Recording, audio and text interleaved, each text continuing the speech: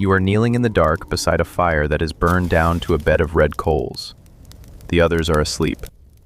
You had been grinding green stone earlier, the soft, bright kind that everyone uses to paint their eyes, and some of the powder spilled into the embers where you left it. Now, raking through the ash for anything worth saving, your stick catches on something that should not be there. It is small, heavier than it looks, and when you turn it over in the firelight, it throws back a red shine that no stone has ever given you. You have seen wet flint gleam. You have seen water catch the moon. This is different. This came out of the fire. You have no word for what you are holding. Nobody does. And here's the strange part of the story that follows, the part that makes no sense until you look at it properly. The thing in your hand is soft. Press it hard against a rock and it dents.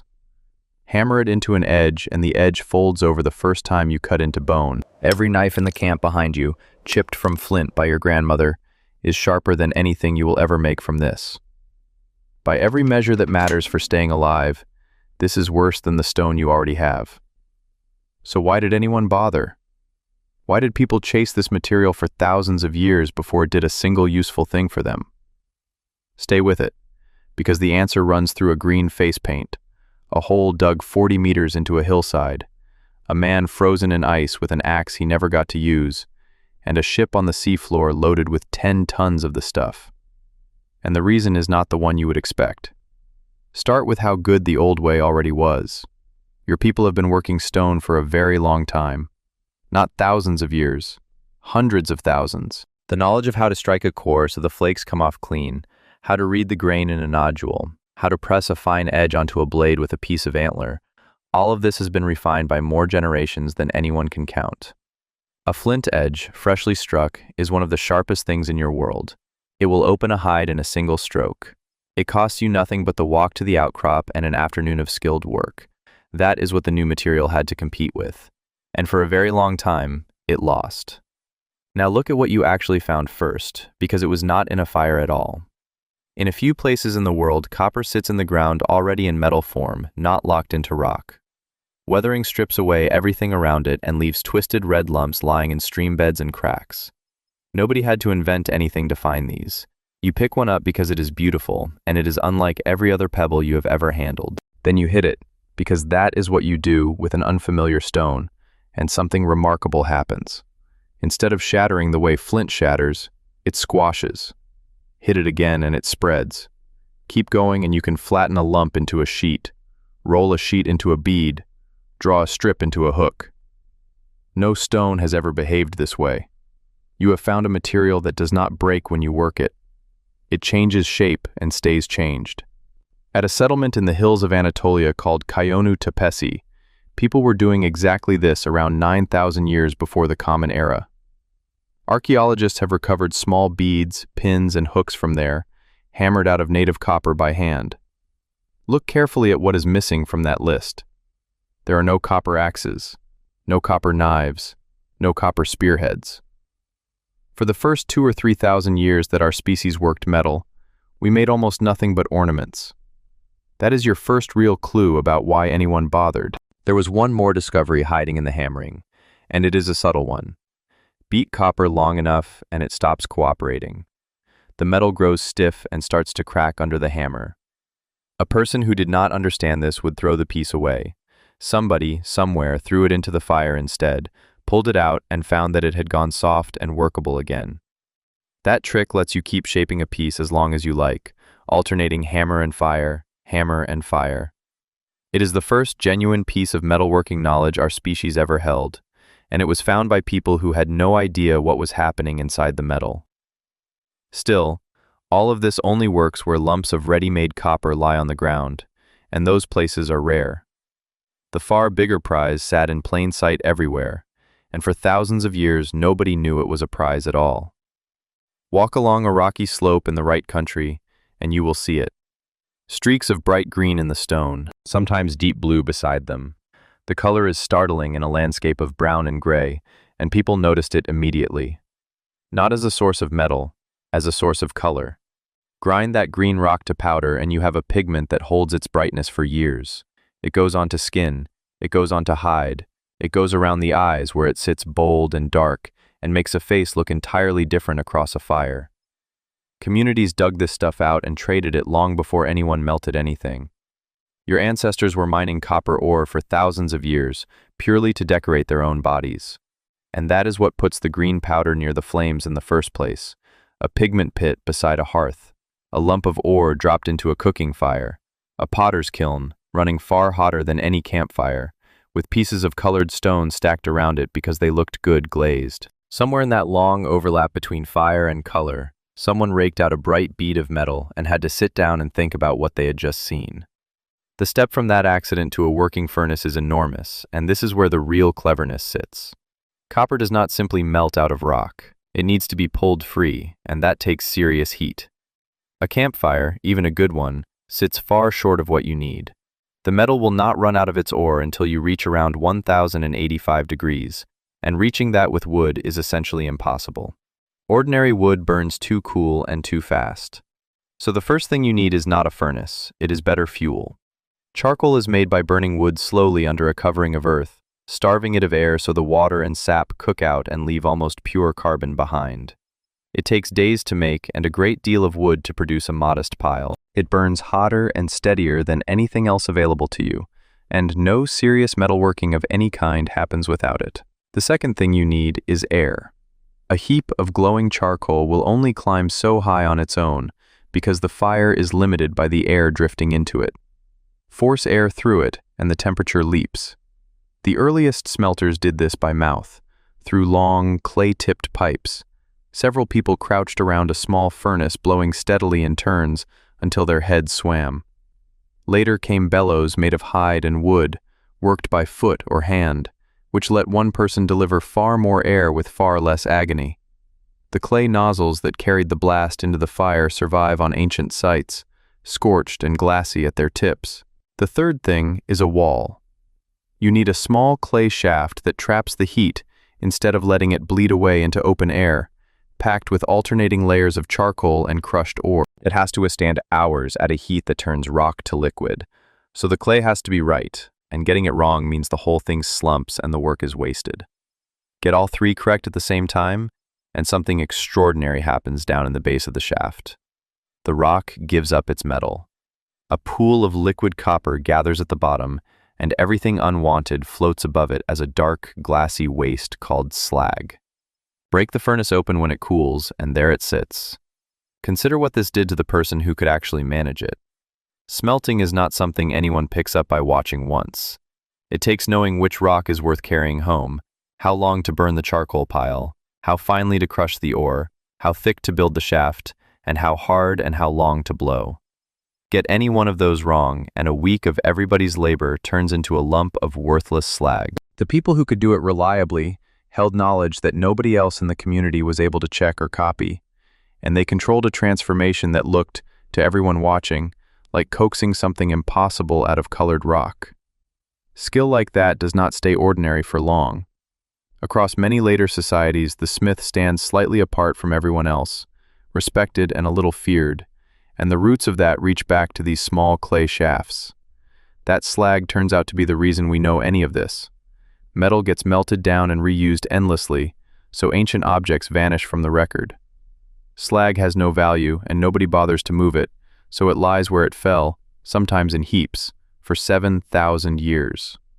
Follow the slag and it takes you to a hillside in what is now Serbia. At a site called Belivode, a team led by the archaeologist Miljana Radivojević identified copper smelting waste dated to around 5,000 years before the Common Era, the earliest securely dated evidence of the process anywhere. Not far away at Rudna Glava, people cut shafts down into the rock following the green veins, using antler picks and fire to crack the stone. They filled the exhausted tunnels back in behind them as they went. Getting into that rock was brutal work. The green veins run through hard stone, and hard stone does not yield to antler and muscle alone. So the miners used the one tool they had in abundance. They stacked wood against the rock face and burned it hard for hours, heating the stone until it was scorching, then threw water across it. Rock, heated and chilled that fast, splits along its weaknesses, and what would have taken weeks of hammering comes away in an afternoon of prying. Then came the hauling. Baskets of broken ore passed hand to hand up the shaft, in the dark, in air thick with smoke and grit, by people who had to trust that the roof above them would hold. Every ornament that emerged at the far end of this carried all of that hidden inside it. Think about what that means. This is deliberate mining. People were going underground, in the dark, with baskets and picks, to extract a rock that could not feed them, could not shelter them, and made worse tools than the flint on the surface.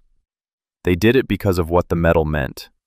Gold deserves its own moment here because it behaves unlike anything else you will ever handle. It turns up already metallic in river gravel, gleaming among ordinary pebbles, so no furnace is needed to have it. It is soft enough to shape with the simplest tools. And it does something nothing else in your world does. Copper dulls and greens over the seasons. Bone yellows. Hide cracks, cloth rots, wood grays and splits, and every carved thing you own is slowly going the way of the wood it came from. Gold lies in the ground for thousands of years and comes out looking exactly as it did the day it went in. To people watching everything around them fade, a substance that simply refuses to change must have seemed close to impossible, and they treated it that way. To understand that, go to a burial ground on the coast of the Black Sea, at Varna, used around 4,600 years before the Common Era. Most graves there are ordinary. One is not. In the grave labeled 43 lies a man buried with more than a kilogram of worked gold, and the cemetery as a whole held several kilograms more. The oldest processed gold anywhere in the world. Bracelets, beads, plates sewn onto clothing, a scepter. Nothing in that grave cuts anything. Nothing in it feeds anyone. Every piece exists to be seen. And that is the answer to the question this whole story rests on. People did not chase metal because it was useful. They chased it because it was rare, it shone, it could be shaped into anything, and it held its brightness while everything else faded. A person wearing worked copper or gold was announcing something about themselves that no amount of flint could say. The first metalworkers were not tool makers. They were making the strongest statement of status their world had ever seen, and everyone who looked at them understood it instantly. The usefulness came later, and it arrived slowly. Copper did eventually get made into tools, once smelting made it plentiful enough to waste on something practical. The man we call Otzi, who died high in the Alps around 3,300 years before the Common Era and stayed frozen there, carried an axe with a blade of copper that is more than 99% pure. Careful work on the metal has traced its origin to ore from what is now southern Tuscany, which means the material traveled a long way before it reached his hand. That axe was a fine tool by the standards of its day, and it was also unmistakably a valuable object. A man walking through the mountains carrying a copper axe was carrying wealth on his shoulder. The line between the practical and the impressive had not yet separated. Melting also opened a door that hammering never could. Once you can get metal fully liquid, you can pour it into a shaped hollow and let it harden into whatever form you carved. Cut your shape into stone, and the same object can be made again and again. Model it first in beeswax, pack clay around it and bake the wax out, and shapes far beyond the reach of any hammer become possible. In a cave above the Dead Sea, at a place called Nahal Mishmar, somebody hid a collection of more than 400 copper objects around 3,500 years before the Common Era. They include crowns, standards, and elaborate mace heads crowded with animal figures, cast by exactly this method. Almost none of it is practical. It is display and ceremony, made at the outer limit of what the craft could then achieve. Then somebody found the thing that finally made metal properly better than stone, and it happened by mixing. Pure copper is soft. Add a small amount of a second metal, and the whole character of it changes. Early smiths worked with copper that naturally contained arsenic, and noticed it came out harder, though working that ore filled the air around the furnace with fumes that cannot have done anyone any good. The better answer was tin. Around 1/10 tin, 9/10 copper, and you have bronze. It is far harder than copper alone.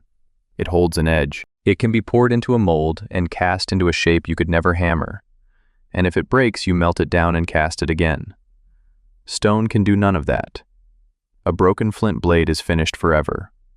Bronze finally beat the flint edge that had ruled for hundreds of thousands of years, and it created a problem that reshaped the world.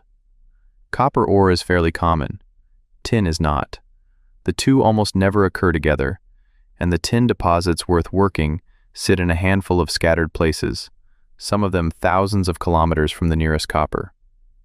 To make bronze at all, someone has to move heavy loads of raw material across enormous distances, through territory belonging to people they do not know, and keep doing it reliably for generations. So that is what happened. Long chains of exchange grew up carrying metal across seas and mountain ranges, and whole communities came to depend on cargo they could not produce themselves. You can see the scale of it on the seabed off the coast of Anatolia, where a ship went down around 1300 years before the Common Era, near a place now called Uluburun. Divers have brought up its cargo, roughly 10 tons of copper in flat ingots shaped for carrying, and about a ton of tin, along with glass, ivory, resin, and finished goods from many different lands. That is one vessel. It was carrying enough metal to arm and equip a small army, and it never arrived. Metal had gone from a curiosity in a fire pit to the thing that moved ships and tied distant peoples together in dependence on one another. There was one more material still to come, and the first pieces of it fell out of the sky. Iron in its useful form is bound up so tightly in ordinary rock that no early furnace could release it, and for a long time the only iron anyone possessed came from meteorites. It arrives already metallic, it can be hammered into shape, and it turns up in graves as something clearly regarded as extraordinary. A dagger buried with the young Egyptian king Tutankhamun was made from exactly this material, and analysis confirmed its origin above rather than below. For centuries, iron was the rarest and most precious metal of all, because the only supply came from the sky. Then, around 1200 years before the Common Era, smiths worked out how to get iron from ordinary ore. The process does not produce a clean pool of liquid metal the way copper does. It yields a hot, spongy mass mixed with slag, and turning that into a usable bar takes enormous, repeated hammering while it glows. It is harder, hotter, dirtier work than anything that came before. The payoff was that iron ore is nearly everywhere. No more long chains stretching across the sea for tin. A community with clay, charcoal, patience, and skill could make its own metal from the ground beneath its feet. What had been the treasure of a few became something a village could produce for itself, and eventually the everyday material of ordinary tools. Count the true cost of a single bronze axe, and the total is startling. You need the ore, which means the mining and the hauling and the risk underground. You need charcoal, and one furnace run swallows an amount of it that represents a great deal of felled wood and days of slow, watchful burning. You need the smelt itself, then tin carried in from somewhere far beyond your own country, then the melting, the casting, and the finishing. A stone axe costs one skilled person an afternoon and a walk to the outcrop. A bronze one costs a chain of people weeks of work spread across distances most of them will never see for themselves. Communities kept paying that price anyway, generation after generation, which tells you plainly how much they wanted what came out at the end. Now step back and look at the whole shape of it. For thousands of years, our ancestors mined rock they could not eat, carried it home, spent days making charcoal, built furnaces that failed, blew air through pipes until they were dizzy, and produced a material that was worse than the flint lying at their feet. They did it because it was beautiful. They did it because a shining thing on your wrist told everyone who you were. Every furnace design, every trick of fuel and airflow, every hard-won understanding of heat came out of a pursuit that started with wanting to look extraordinary. And then, after all those centuries of apparently pointless effort, the accumulated skill finally crossed a line, and the same knowledge that had made ornaments started producing axes that outperformed anything made of stone. The tools were a late reward for a very long stretch of what must have looked, at the time, like a waste of everyone's effort. There is something worth holding on to in that. The people around those first furnaces had no idea where any of it was going. Nobody set out to invent an age of metal. They followed a color they liked into a fire, kept asking what would happen if they made it hotter, and passed each small answer to whoever came next. So look again at the thing cooling in your palm beside the coals. It will not cut. It will not hold an edge. It bends when you press it, and every blade in the camp behind you is better. But it came out of the fire with a shine that nothing in your world can match. And tomorrow, when the others wake, you are going to show them.